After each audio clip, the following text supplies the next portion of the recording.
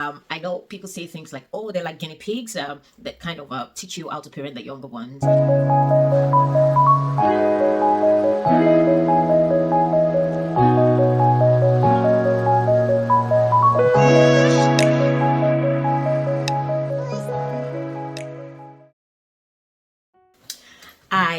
Happy New Year to you.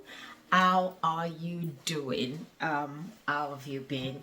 It's been a while, and I just thought, oh, it's good to come again and share some tips with you on parenting. We're going to be going on a very great journey this year on our present parent, and I'm going to be talking about some really lovely things that will help you on your parenting journey. There is this idea that you have to experiment with your first child. I know people say things like, oh, they're like guinea pigs that kind of teach you how to parent the younger ones. Some people have this ideology that you have to experiment with your first child. In as much as this ideology is things people do, it's not entirely true.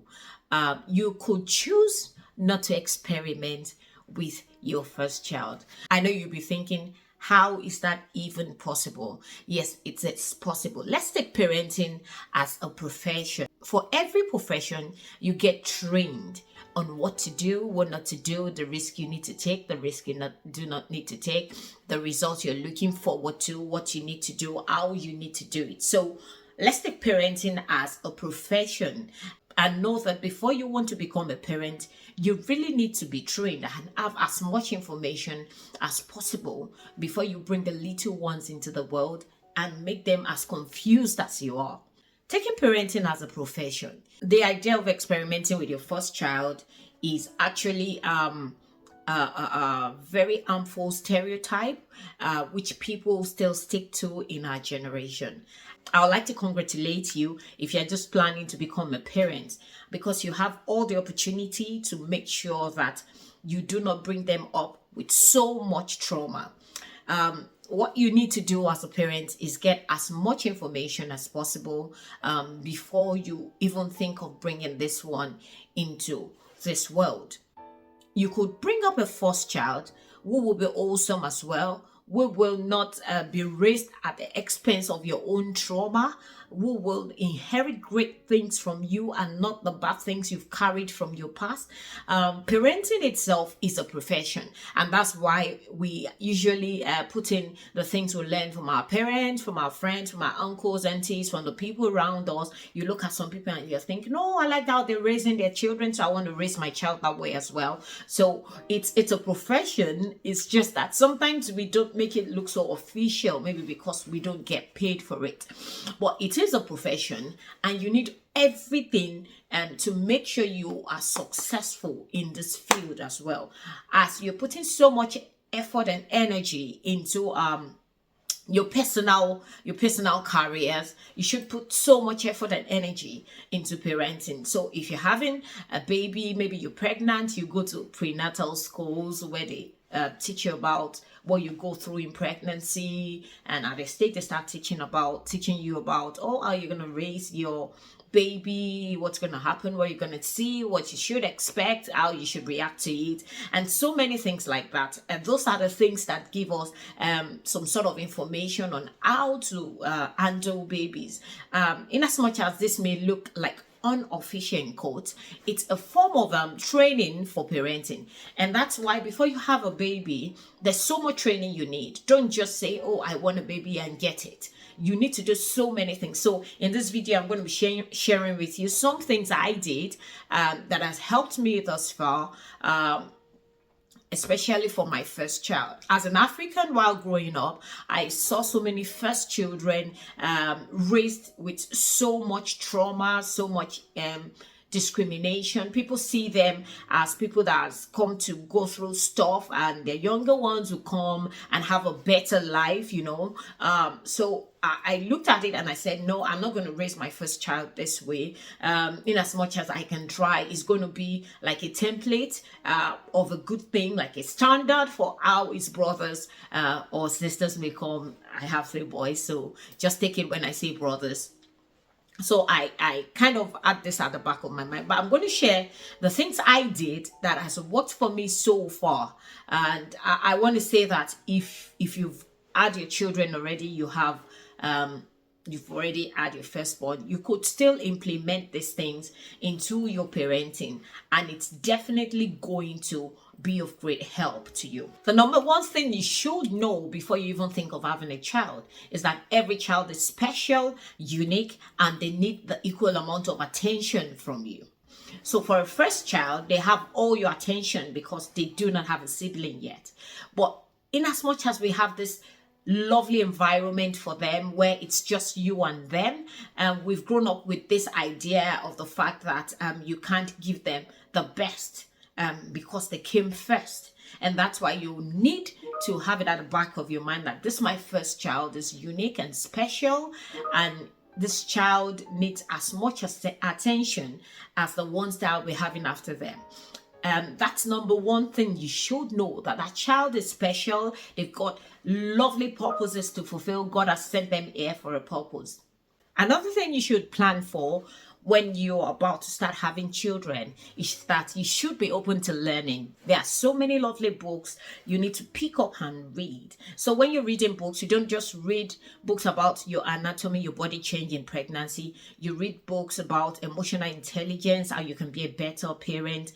If you're into the faith, you also need to read books about how your faith can be transferred to your child, how they can have a very good background about what you believe, how you're not going to confuse them.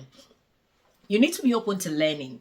There's so many videos on YouTube that will guide you as a parent. So many lovely books that are out there that will teach you on how to be a better parent, how to parent your child right. Don't wait till you start making mistake on your first child, and that's when you start getting information for the other children coming after them. Make sure you put as much effort as you would put in any other child into having this new child, this firstborn in your life. Don't wait till you make mistake on your firstborn. They could be raised with the same amount of love you can give to the other ones. I would agree that our life is a journey of growth.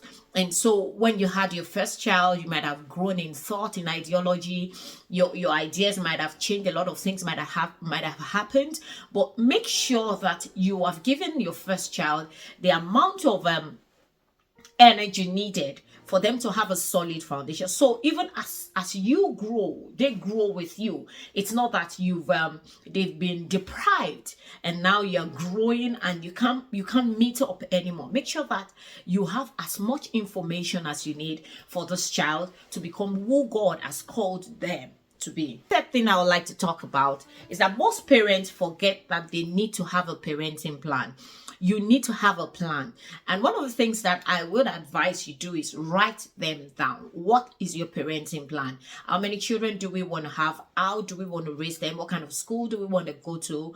What sort of people do we want them to mix with? Who should be their mentor? What kind of information do we want to expose them to? Our screen time plan and all of these things, they really help, because what happened is that most people just raise their firstborn on instinct, and that will be the next video, raising your child on instinct. They just raise their first child on instinct and make so many mistakes and kind of damage the child. And when they get to their second and third child, they do better. And now there is this bitterness in the first child because they thought, oh, why didn't my mom and dad do this when I was really young? Why didn't they think about this? Now I am kind of formed and solid. I cannot be remolded. And that's why we need to do all of these things. You need to have a parenting plan. What are your plans? How do you want to do it? Even when it comes to things like diet, you have parents that have made up their mind that no, I'm not going to expose my children to so much. So it all depends on you. You need to have some sort of parenting plan. If you're a new parent, I'm just so happy for you if you're watching this video, because you need to plan for these things. The fourth thing is that you need to improve yourself before you bring a little human to the world. Yes, there's so many of us with so much trauma, so much bad background, some of things that we couldn't help that has been done to us as children, that has grown with us and has become like a deeply rooted tree in our life that we can't even uproot ourselves. And that's where spirituality and faith come in. When if you're a Christian, you know, oh, I have to go back to God. Is only God that can go back to your foundation and fix things. And prayer isn't enough. You need to go for therapy. You need to make a lot of personal decision in making sure that you're not growing up to be a mom that's carrying the trauma of 7, 8, 9, 10, 11 years ago into your parenting. So you need to be a better person before you bring a little human into this world. I know you want to be a parent. You're looking forward to it. It's a great thing to do. But you need a personal retreat and get better before you bring this little human into the world. Like I said, so many parents just go on instinct. They just move as it goes, what the society dictates. Yes, when you're at a certain age, you need to have a child, and people just move in, both men and women. You need to be a better father. You need to be a better mother. You need to make sure that you are bringing yourself in without the trauma, without the hurt, without the pain. You need to heal before you bring any little human into the world, because your reaction to whatever this child do will be dependent on what you have on the inside of you. And the last point is that you need to stick with the vision. Don't get distracted. Don't look at other people and say, oh, I'm just going to change this. If you have a great plan, you have a solid plan, stick to it, stay with it. The society might grow, things might happen, things might evolve. They might say, oh, we don't do this again in this generation. As long as your plan are safe and sound for your child, stick to the plan. You might look strange as things come up in life, as things evolve. It might look strange when you say things like, oh, I don't allow my children to have sugar. And they're like, what kind of parent is this? Oh, we have limit to how we take sugar. You know, I'm just using that as example, but make sure you stick to the plan. Have it at the back of your mind to stick to the plan. And one of the things I will advise is that if you've got a partner that you're raising this child with, please carry them along. Don't do it solo, because it might be dangerous. You might have another plan and they have another plan, or they're developing another plan. One of the things you should make sure you do if you are raising your child with your partner is carry them along. If your husband is there for you, if your husband is present, if the father of the child is present, carry them along. If the mother of the child is present, carry them along. Make sure that you're not doing this alone. And one of the things that cannot be erased in parenting is the lesson we pick from others. One of the things I did with myself is that I picked the lessons from my parents. So many people in my generation will look at their parents and start listing out their faults and say, oh, they did this to me, and it causes more bitterness and anger. But I chose to pick the lessons from them. What has these people done right? I am going to adopt it because it's proven. I can see it working. Or what have they not done right? What can I do to make it better? How can I do this better? That's what you should do when you look at people and you say, oh, this person is doing this thing. I think I have to pick this certain part of their parenting style and make sure I fit it into my life or tailor it to my family. You know, it's very important. Like I usually say, there's a proverb that says that a whole village raises a child. It's an African adage. There is a village you need around you. There are people you want your child to be mentored by. Sometimes you have to change your circle of friends because of your child. Sometimes you have to relocate because of your child, because you have a plan for them and you're seeing that this particular situation is not fit in for purpose for this child, and you have to make a decision to do all of this. Bringing a child to the world is more than presenting them as a trophy to the world, as a very cute baby, beautiful baby. Of course they are beautiful, but their life is more than what people can see. And if you mismanage them, then it's going to be dangerous for them in future, because it could take an adult so much effort to be able to get back on track if their parent has made a mess of their life in the past. So you don't want to do that to your child. You see what your life is. You see how the mistakes you've made. You see the mistakes your parent made. Sit up as a parent and do not repeat the cycle. Do not repeat the cycle. Thank you for watching. I do appreciate you. Thank you for spending your time on this channel. Kindly like, subscribe, and share this video with somebody you love because you want them to have the best parenting life ever. Don't go away. There's still some other videos that you could catch up with on this channel. My name is Olubanke, and I'm a convener of a parenting forum called The Present Parent. We've got Instagram page and Facebook. You could follow us. Thank you. God bless.